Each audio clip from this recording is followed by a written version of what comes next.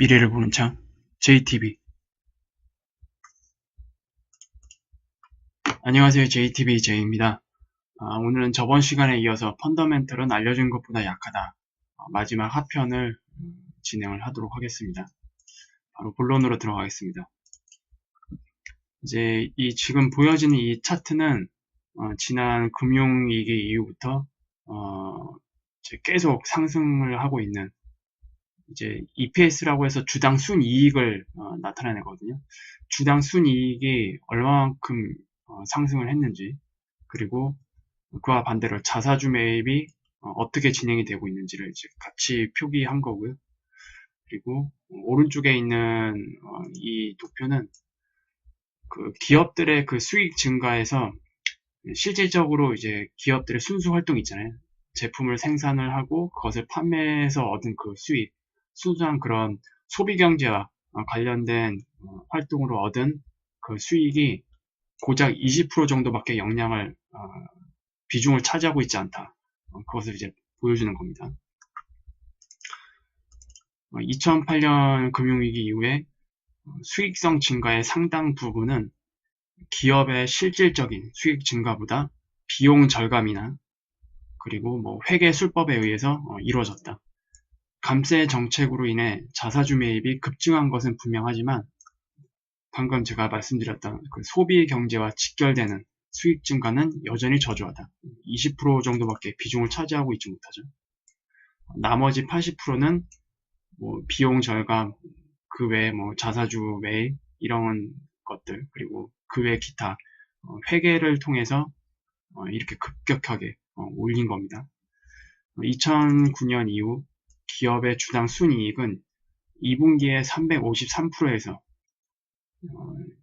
이제 2018년이죠. 4분기에 285%로 감소했다. 보시면 그래프가 지금 꺾여 있는 걸 보실 수 있을 거예요. 그러나 최근의 하락세에도 불구하고 이는 보고된 EPS에서 역사상 가장 급격한 상승이다. 게다가 같은 기간 동안 순수 기업 활동에 의한 수익은 단지 56%만 증가하였는데, 보이시죠? 이것은 EPS의 급격한 상승에 상응하는 이익 증가가 아니다.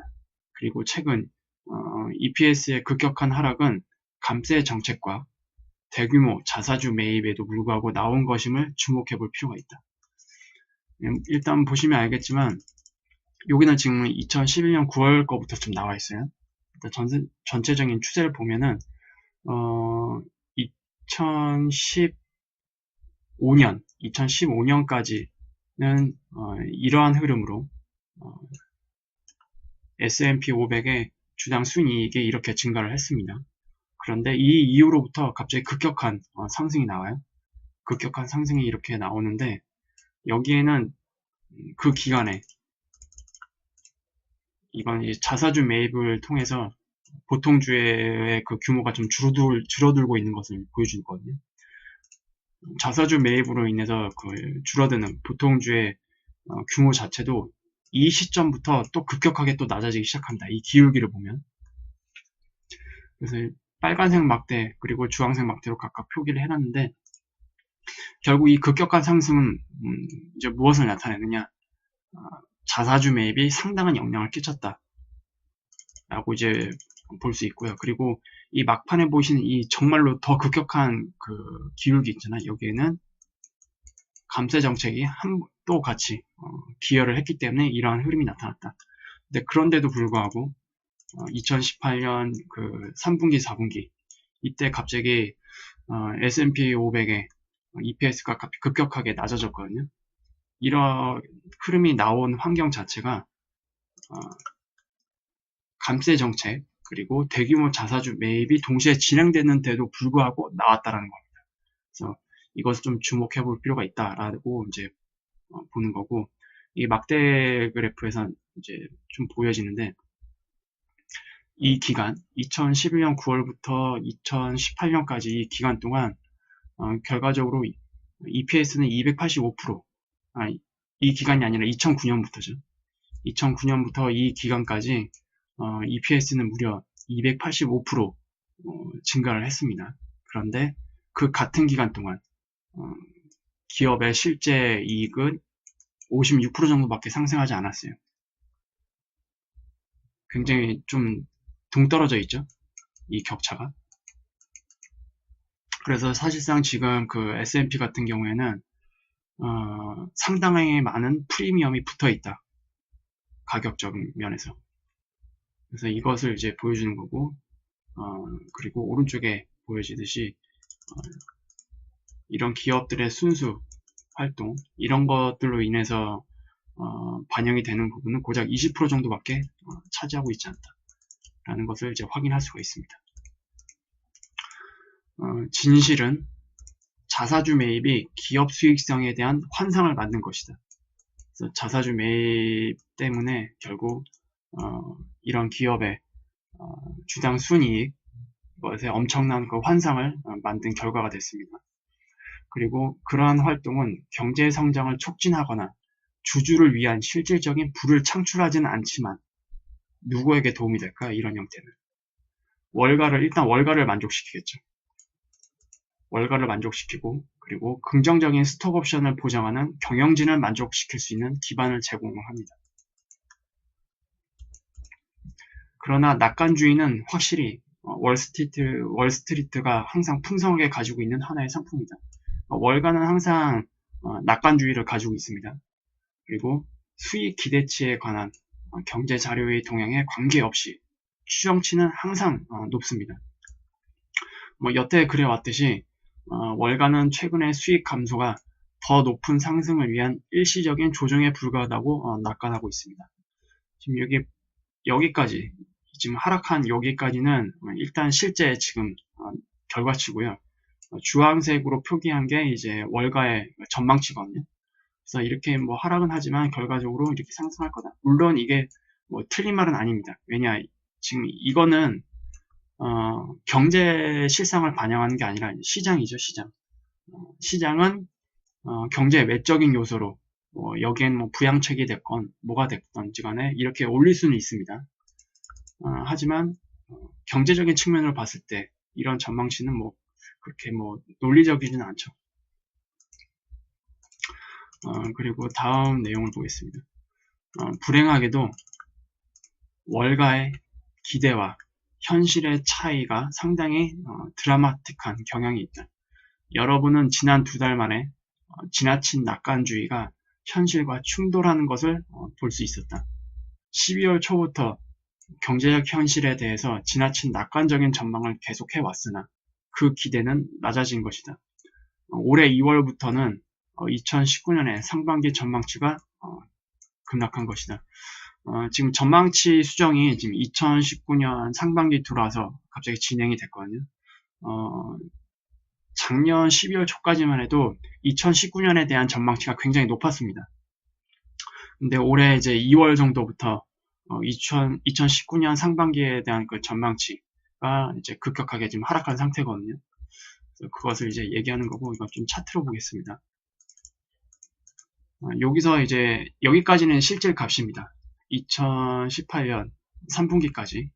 그리고 이때부터 이제 전망치를 보면 조금 나뉩니다.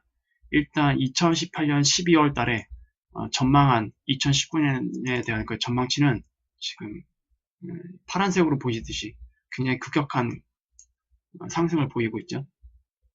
그리고 2월 달에, 올해 2월 달에 들어와서는 기존의 이 전망치를 다소 하향 조정했습니다. 이런 식으로.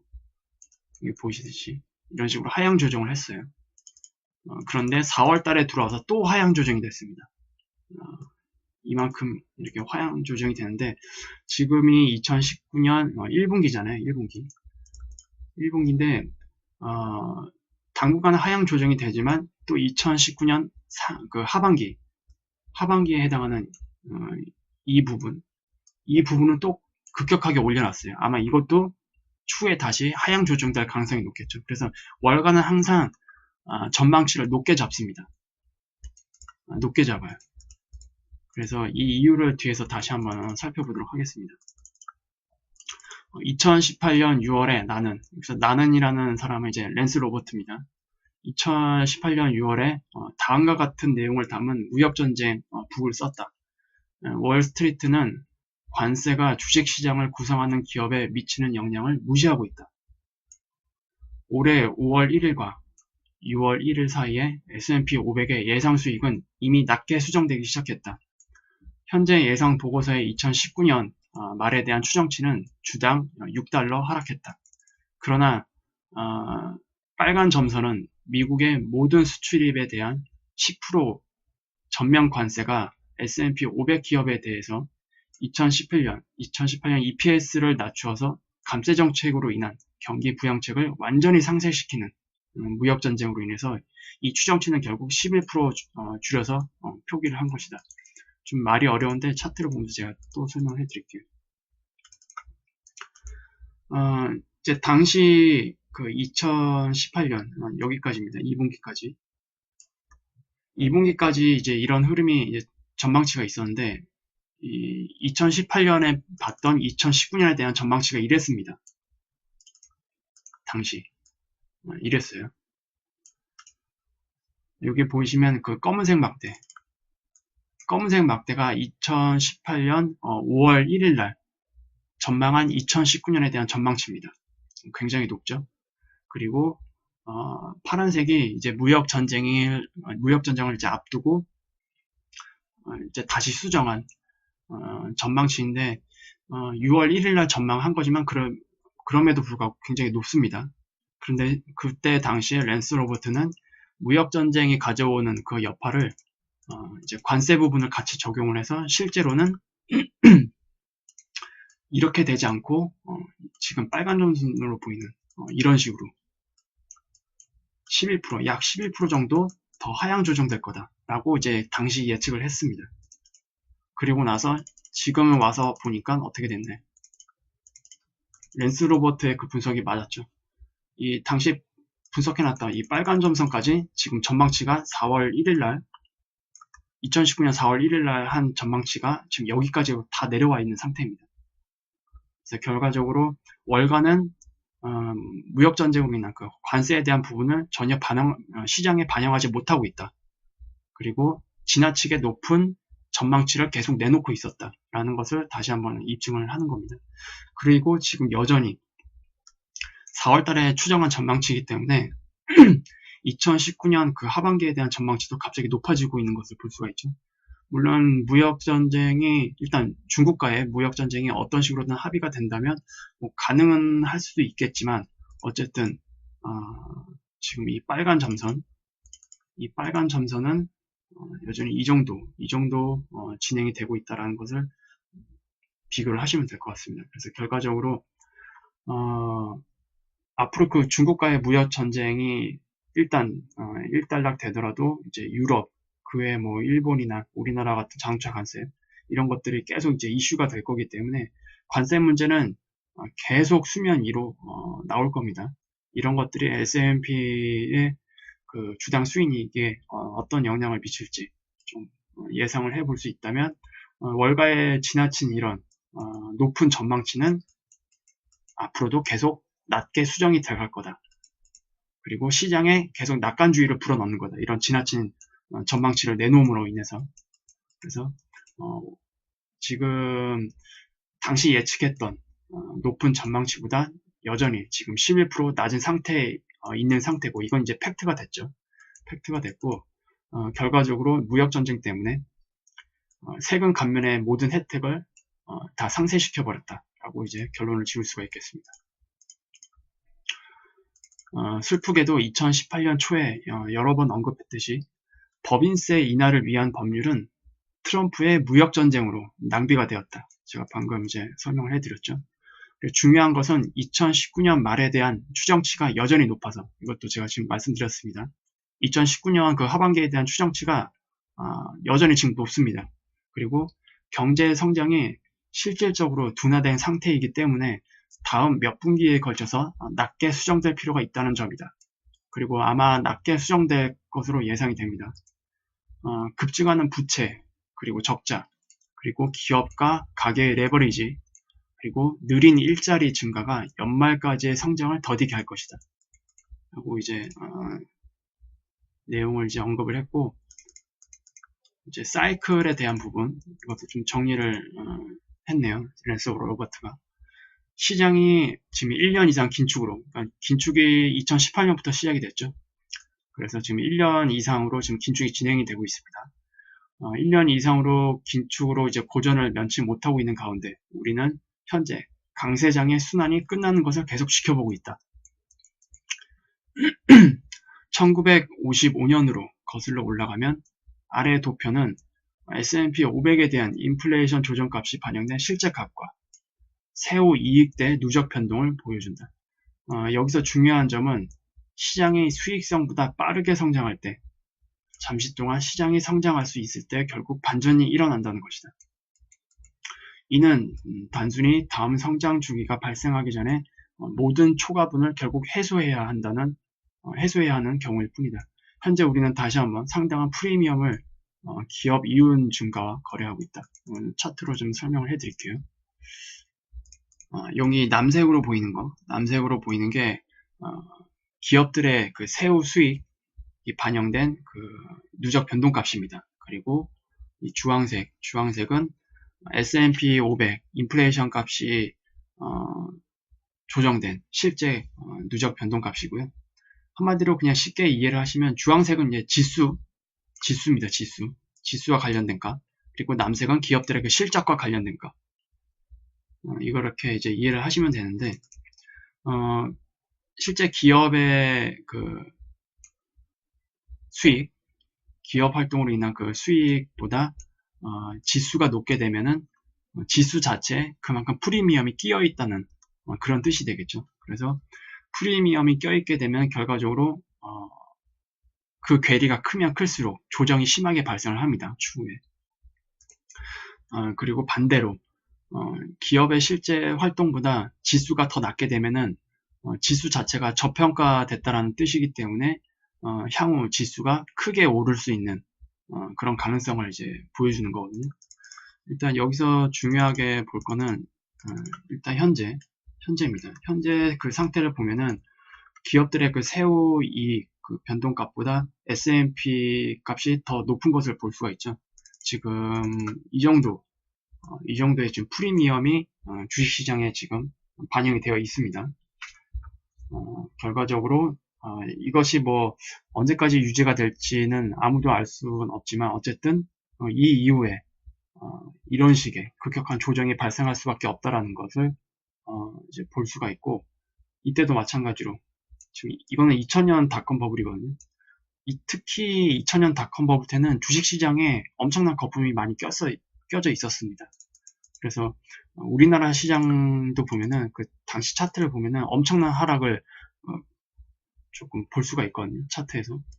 그리고 2008년 때도 지금 이만큼의 프리미엄이 당시 주식시장에 껴 있었고, 원래는 이때는 이런 하락을 만든 이유가 주식시장이 아니라 이제 모기지 시장이었죠. 그래서 그걸로 인해서 영향을 받아서 주식시장이 하락한 건데, 어찌됐든 당시에도 실제 그 기업들의 수익보다 높은 프리미엄이 형성이 되어 있었다라는 것을 볼 수 있습니다. 그래서 이만큼의 그 하락을 만들어냈죠.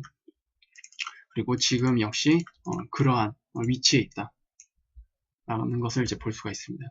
그리고 지금 여기 제가 이런 식으로 선을 그어놨는데, 이거는 이 시기부터 미국이 이제 금융화를 선언을 했기 때문에 이부터 시장이 어떤 그 부양책 그리고 뭐 금융 정책에 의해서 시장을 끌고 온 그런 형태가 됐기 때문에 여기를 조금 구분을 짓기 위해서 그냥 선을 그어 놓은 겁니다. 그리고 여기 밑에도 보시면 알겠지만 이때는 실제 그 기업들의 가치가 주식시장에 반영이 되지 않아서 굉장히 저평가되어 있는, 가격적인 측면에서 굉장히 저평가되어 있는 구간이죠. 이 구간들이. 그래서 그 이후에 엄청난 상승을 만들어냈습니다. 보시면 알겠지만 결국 그 기업들의 그 수준까지 그것을 이제 반영을 해서 이렇게 급상승하는 모습을 볼 수가 있어요. 그래서 마찬가지로 이 구간도 마찬가지로 2008년 금융위기 이후에 기업들의 그런 이익보다 주가 지수가 낮았던 그런 영역에서 다시 이 수치를 지금 올라선 모습을 볼 수가 있습니다. 그래서 결과적으로 보면은 이번 사이클에 대해서는 지난 위기 이후에 대략적으로 2014년, 15년, 2015년 정도 되겠네요. 2015년까지는 주식시장이 크게 상승할 수 있는 그런 펀더멘털이 형성이 되어 있었다라고 보시면 되고, 지금의 그 상승은 중앙은행의 통화정책이나 부양책 이런 것들로 인해서 계속 지속이 되고 있다. 그러면서 프리미엄이 형성이 되어 있다. 이만큼 그렇게 보시면 될 것 같습니다. 그리고 기업 이익 성장은 장기적으로 실제 경제 성장의 함수인 만큼 이거는 누구도 부정할 수가 없죠. 결국 기업 이익 성장이 실제 경제 성장과 연관이 되어 있습니다. 경제 성장률의 백분율로 시장이 기업 이익 성장에 비해서 얼마나 비싼 상태인지를 알 수가 있다. 다시 한번 우리는 그 가격대 이익 비율의 장기 추세 라인보다 위에서 거래될 때, 지금 이 차트에서 보이는 점선 있잖아요. 주황색 점선. 이것이 바로 지금 가격과 이익 비율의 그 장기 추세 라인이거든요. 여기서 이 선 위에서 거래가 될 때 시장은 그 이후에 어려움을 겪었고 궁극적으로 더 심각한 평균 회복 이벤트를 경험했다는 것을 볼 수 있다. 그러니까 다시 이 추세 라인까지 내려온다는 얘기죠. 이 위에서 거래가 된다는 것은 그만큼 비싼 값으로 지금 거래가 되고 있다는 뜻이기 때문에 결국 이것은 다시 평균으로 되돌아온다. 반대로 이 추세 라인보다 밑에서 거래될 때는 굉장히 주식 시장에 싼 가격으로 지금 거래가 되고 있기 때문에 평균치로 돌아오기 위해서 시장 급격하게 상승하는 그런 이벤트가 발생한다라고 이제 이해를 하시면 됩니다. 그리고 수익 대비 가격 비율이 장기적인 추세선보다 다시 한번 지금 높아진 상태잖아요. 시장이 미래의 경제나 수익 성장에 대한 과도한 프리미엄이 이미 충분히 반영되어 있다는 것을 볼 수가 있다. 보시면 알겠지만 이 추세 라인 지금 위에서 지금 거래가 되고 있습니다. 그리고 지금 위치는 여기에요.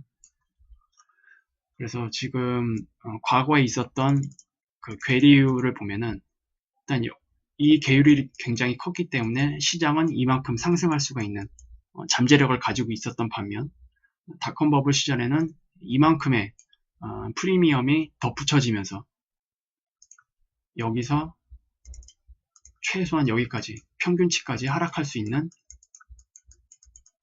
나쁜 이벤트가 발생할 수 있는 그런 힘을 가졌죠. 그래서 결과적으로 그것이 발생이 됐고 지금 역시 과거 그 닷컴 버블 시절만큼의 프리미엄이 시장에 이미 형성되어 있다는 것을 볼 수가 있습니다.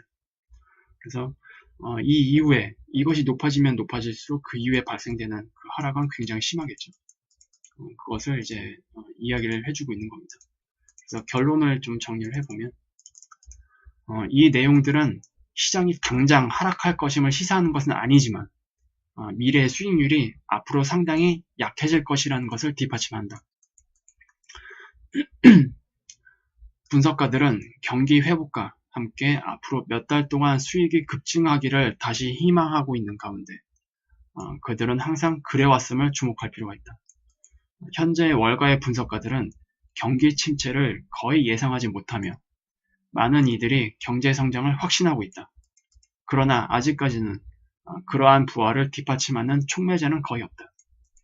지금 월가에서는 이제 시장이 아니라 경제, 여기는 이제 경제죠.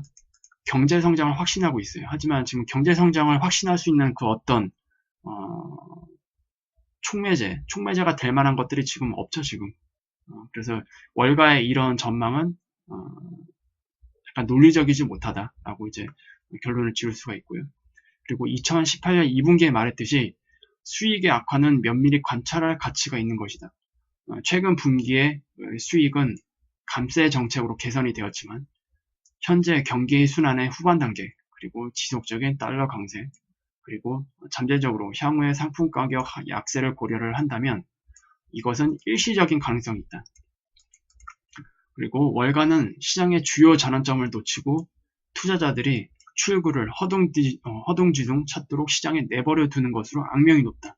그러니까 월가는 미리 시장의 침체를 절대로 얘기하지 않는다는 얘기죠. 그래서 결과적으로 투자자들은 미리 대응하지를 못하고 침체가 실제로 발생이 되어서야 그때서야 부랴부랴 시장에서 탈출하도록 만들게 된다는 식의 이제 이야기를 하고 있는데, 결과적으로 월가는 항상 낙관주의로 이제 투자자들을 계속 이제 시장에 끌어들이고, 실제 침체가 발생하기 전에 월가들은 투자자들에게 그것을 미리 얘기해주지 않는다.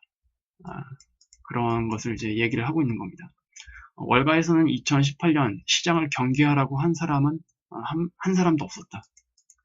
우리가 경고하고 있는 동안 월가는 대부분 귀머거리였다. 이번에도 다를 바 없을 것 같다. 라고 이제 마무리를 했어요. 그래서 어쨌든 펀더멘털 자체, 경제에 대한 펀더멘털 자체는 지금 굉장히 알려진 것보다 약한 상태입니다. 그럼에도 불구하고 시장은 지금 계속 반등을 이어나가고 있고, 미국 같은 경우에는 고점을 갱신할 수도 있는 흐름으로 이제 그 가능성을 이제 더 높여가고 있죠. 그래서 어쨌든 지금 시장에 대해서 참여하시는 분들은, 정말로 잘 대응을 하시는 분들은 걱정이 없겠지만, 대응력이 좀 약하신 분들은 추후에 시장이 이제 하락세로 전환을 할 때 굉장히 큰 위험에 노출될 수도 있기 때문에, 항상 시장과 경제를 같이 바라보면서 냉정하게 시장에 대응하려고 이제 노력하는 그런 것들이 이제 필요합니다. 그리고 잠깐, 오늘은 뭐 금요일은 아니지만 잠깐 그 우리나라 주식시장이 제가 말씀드렸던 이 고점을 넘겼기 때문에 조금만 언급을 하도록 하겠습니다. 지금 연결선물 기준으로 290.8 이것을 지금 오늘 넘겼거든요. 오늘 넘겼는데, 결과적으로 오늘 넘겼기 때문에 103에서 전체적인 큰 흐름을 보면은, 여기서 시작된 그 조정은 여기가 이제 여기에서 끝났다라고 100% 이제 증명이 됐습니다. 이 고점을 넘김으로 인해서. 그래서 결과적으로 2차 하락의 초입은 절대로 아니다. 그 가능성은 이제 0%가 됐다라고 이제 보시면 되고, 이제 시장은 무조건 이제 C파동이 이제 남은 겁니다. 이제 모든 그 가능성이 다 제거가 되고 이제 C파동이 남았다라는 것을 오늘 시장이 이제 증명을 해줬어요. 그래서 이제 크게 보면은 여기서 시작된 A파동, 그리고 B파동이 여기서 끝나고 지금 이렇게 가고 있거나, 이게 첫 번째,